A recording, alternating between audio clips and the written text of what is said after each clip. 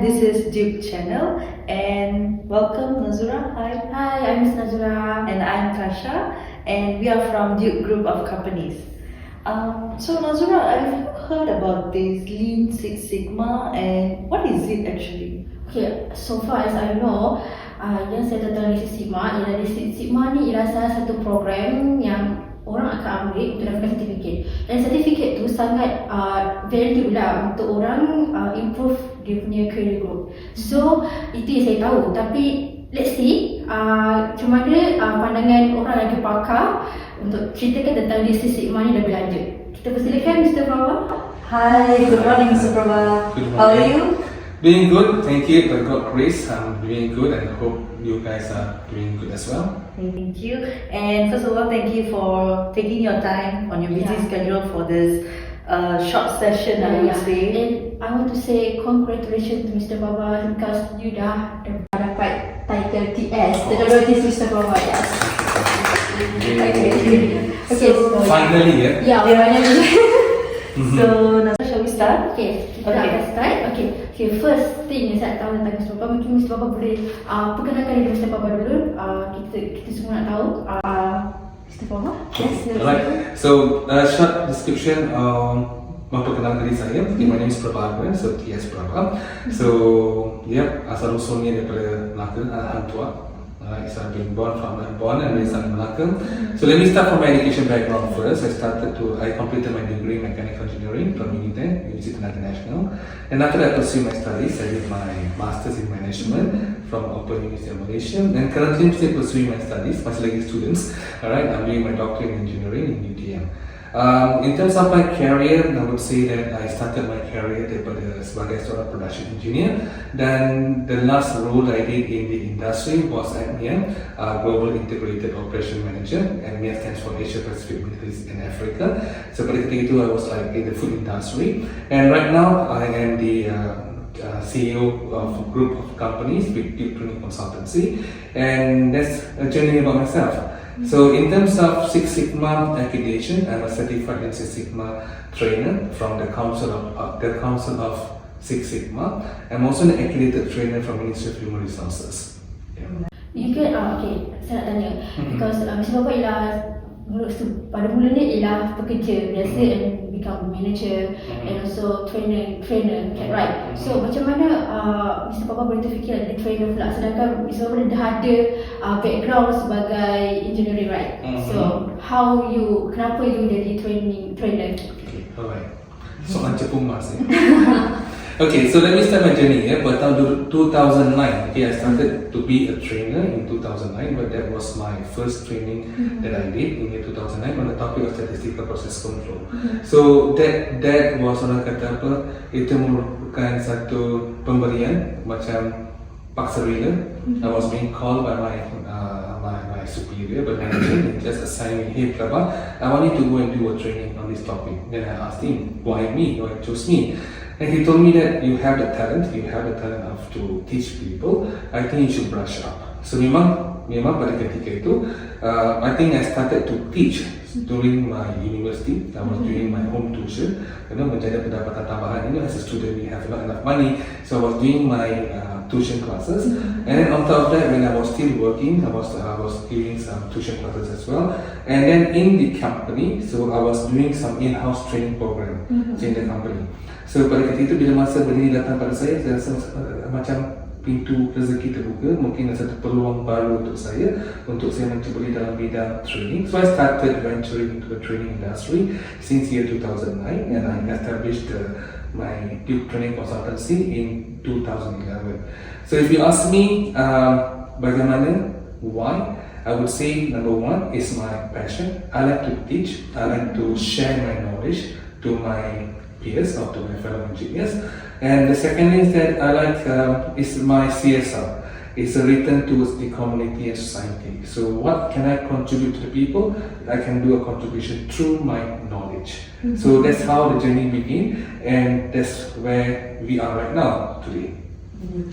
I believe in your journey, based on your hard work, that will be more than a word to describe your journey, right? If I want to choose a word, I would choose tough. It's a tough journey. To arrive where I am right now, it was a tough journey because there are moments that up and downs. Alright, so there were up and downs in my life, there were up and downs in me financially, economically, there were many things. So to go towards where we are right now today, it was a tough journey, but I'm happy where we are right now today. And I'm praying for a greater success after this, that I will be able to share to more people, because I believe on this journey that sharing is caring. So whatever I'm receiving, that is something to be meant to be shared. And the profession as a training provider. So what I wanted to give towards the people is the knowledge.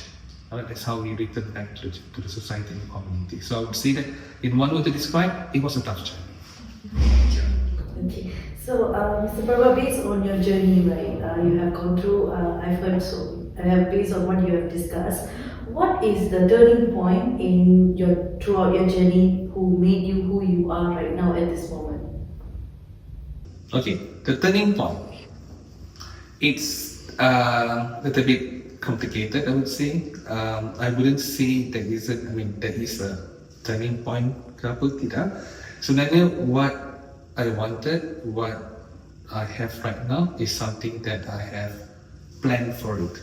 So it was something that I decided, I foresee this is my strength, this is my weakness, and this is the opportunity that I'm able to take advantage on, and the threats. So by doing my self-analysis, I felt that this is the area that I can contribute.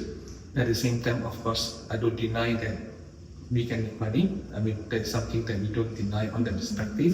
So on top of that, if you ask me the turning point, I would say that there isn't any turning point, but it's more towards what I have planned, I have visualized, and I've put my affirmation over there to see that this is what I wanted, this is what I wanted to do, this is what I want to deliver, and I try to take advantage of my strength and deliver the best of my ability. Yeah. Thank you. Okay, so I want to ask, based on your experience, you ada pengetahuan tentang Industri Sigma. Okay, so how can you share a moment how Industri Sigma tu boleh bantu untuk bantu a major project or transform a plan based on your experience? Itu adalah sejarah dia tak? Bagaimana saya dapat mendekatkan diri dengan Six Sigma. Sejarah ini bermula in my second career. Okay, this is happened in Malacca. So the time I was working in Malacca. In actual fact, I was a little bit unhappy because what was promised to me as my salary package, and when it came to the reality, it was not as what has been promised. So I had the time to sit and check with my to my manager. So we were talking about it, and we were talking like, say, hey boss, kenapa macam ni? This was what has been promised, but this is what the HR gave me the letter of appointment, and this is someone's salary. So there was a little bit unhappiness happening over there.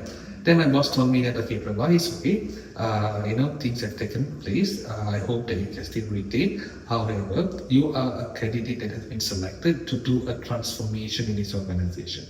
So if we are into the engineering division and we are going to plan a program by the name of Lean Six Sigma Green Belt from the Motorola University.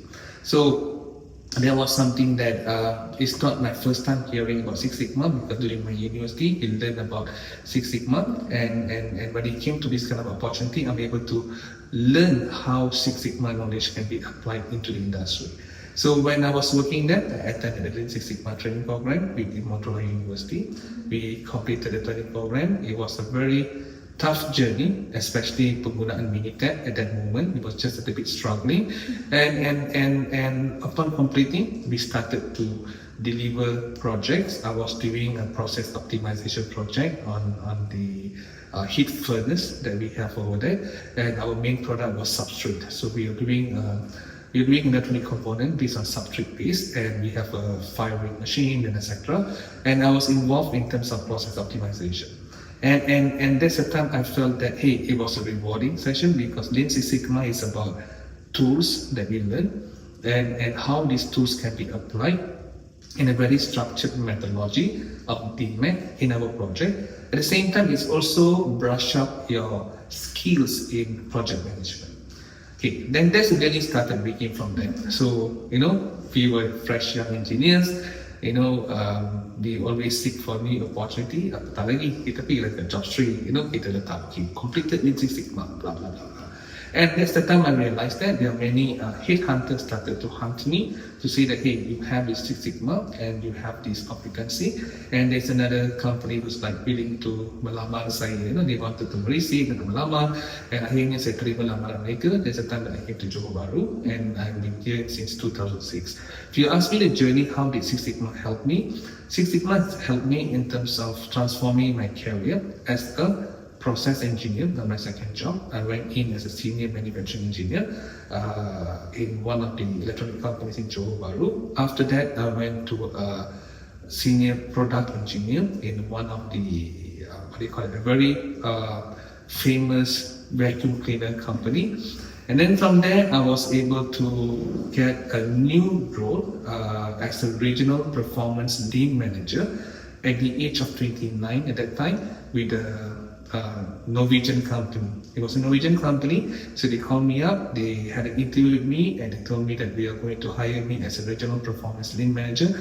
And I felt that the speed of me to grow were due to the credentials and qualifications I had on Lean Six Sigma.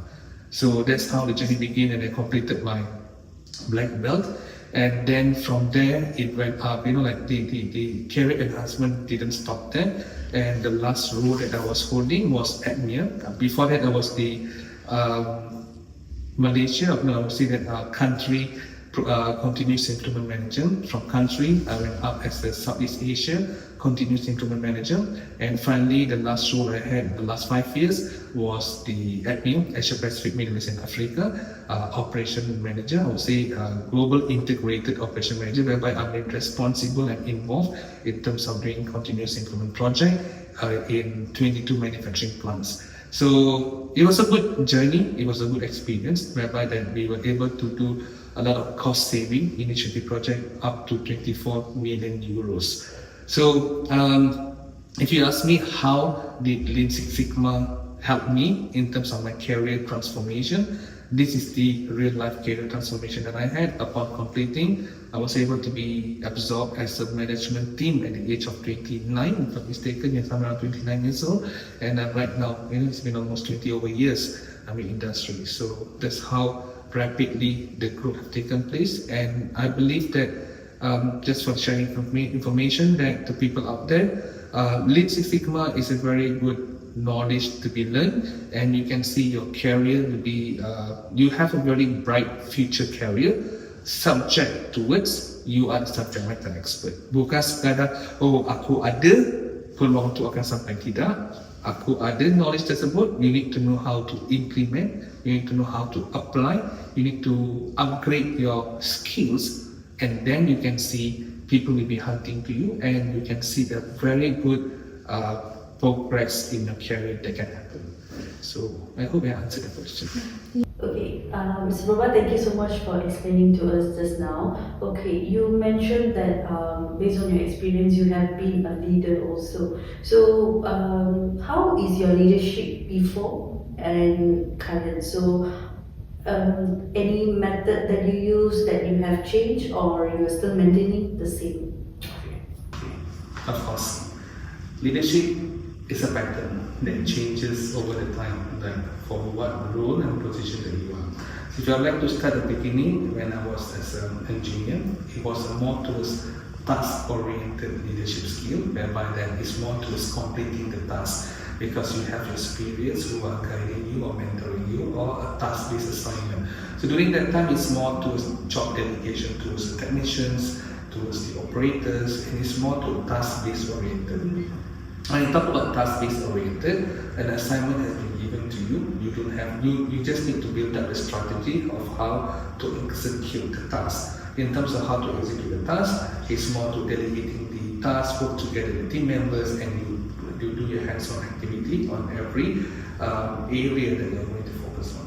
But over the time, when I went into the management team, I have to change my leadership skill. It's more towards focus on strategy focus. Right? When I talk about strategy focus, it's going to be about aligning towards the organization goals and objectives. What do they wanted, and how can we close the gap by doing a continuous improvement project? We talk about continuous improvement project over here. We are going to identify the people who are going to get on board. So it requires a communication skill. It requires to have a good interpersonal skill, understanding the people. It's more towards human-centric approach. When I talk about human-centric approach over here, it's a very important as a leader to understand your peers and what is their strength and what is the weakness that they have, and how can we close their weakness so they are able to align towards what you plan to do. So I would say there was a transformation towards the before. It's more towards task-focused leadership skills, and now it's more towards strategy making leadership skills, whereby it requires a lot of attention to be given on people-centric. Because when you are going towards aligning the corporate goals and you need to have people on board, it requires a lot of skills in terms of people. So yeah, so if you look into the dynamic of it, how the transformation centric of work focus, strategy focus. I believe yang Mr. Baba memang banyak pengalaman daripada dulu sampai sekarang, and boleh tak Mr. Baba advice to young professional 3 perkara penting yang mereka kena tahu untuk start kerja? Ya. 3 perkara yang perlu tahu sebelum kita start kerja. Yang pertama, discipline. So for me, I find that discipline is very important. Alright, when you are disciplined enough, I think you need to have very good self-discipline. So bila masa kamu ada a good self-discipline, I think whatever that you plan to do, you're able to execute. Number 2, that you need to be visionary. Alright, vision. So orang kata apa, it's not expensive. You don't have to pay. You know, you try to think about, okay, where do you want to be in another 5 years time or 10 years time. Berangan-angan, tak ada masalah. Sebab apa, whatever that you sedang berangan-angan sekarang, you are embedding that to your brain. Your brain is very powerful to visualize and to be focused. You capture the image, you embed that. So I would say, never stop. You need to be, the first one was discipline. The second one is more just visionary. You need to visualize what you want to do. Okay. Number 3 is you need to have a good strategy maker. You need to strategize. Okay, now, so how do you want to strategize in terms of closing the gaps that you wanted to go? So my advice to the youngsters, to the people out there, especially the new fresh graduates over here, those people who are in career, the key fundamental ataupun the pillar of beliefs is number 1, discipline, number 2, visionary, and number 3 is more to focus on strategy. Okay, I think this is how we are able to close the gaps. So Nazura, I think we can just calm down the session a bit. Shall we have a rapid fire with Mr. It's a Prabha? stressful session. Yeah.